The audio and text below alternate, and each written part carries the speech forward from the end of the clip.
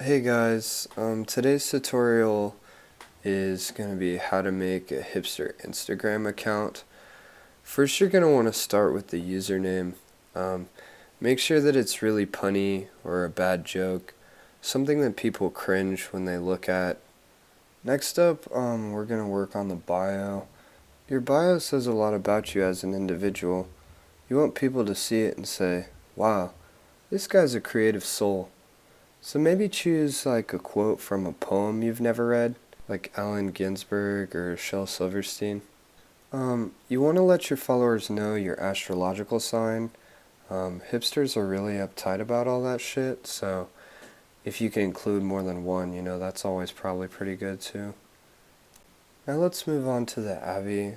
The Abby's pretty simple. Just make sure it's not you. I'm going to use a picture of the sun my 8-year-old cousin drew. If you know any cute or talented kids, you should exploit them for likes before they grow up and get their own Instagram accounts. Now let's move on to content. We all know that captions and pictures are the only two ways to express yourself on Instagram. So you don't want to waste any creativity when you're making a caption. You want that to be completely irrelevant to the photo as much as possible. Another trick to making an edgy caption is using parentheses where they don't belong. This is a great way to appear funny, but still be confusing to your followers. When editing a photo, I wouldn't really put any brain power in this. Just kind of close your eyes, pick a random filter, and then just wash out all of the color. As far as photos go, I can't help you too much, but there are a few hipster guidelines to follow. Make sure that you're very introspective. You want to show your followers that you're sad most of the time, but you should still show an appreciation for the small, pointless things in life, too. Try not to eat foods that aren't symmetrical or photogenic. If you're not wearing trendy clothes, you might as well be wearing a noose. You're going to want to sprinkle in some denim, too. Denim. Try not to take too many pictures of yourself. Rather, focus on the casual yet exotic life you live. For instance, drinking coffee and staring at books you've never read, seeing local bands no one else likes, your shitty art, your general disregard for rules and regulations, your inability to focus your camera correctly. Also, if you don't smoke cigarettes yet, you should probably pick that habit up.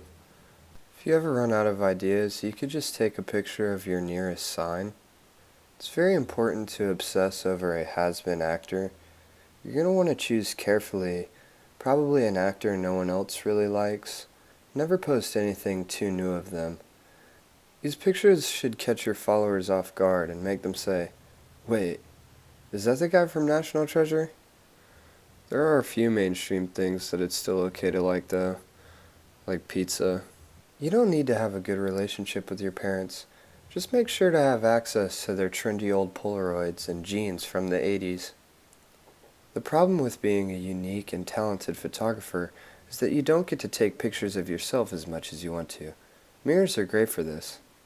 You can also remind people that you have a DSLR and not just a phone. Well, that's pretty much it. Overall, just remember it's not about what you're doing in life, more about what you're doing that you can take a picture of. Also, every 6 months or so, you should probably just delete everything and start from scratch. People like that. So, just tune in next week for a new tutorial. See ya.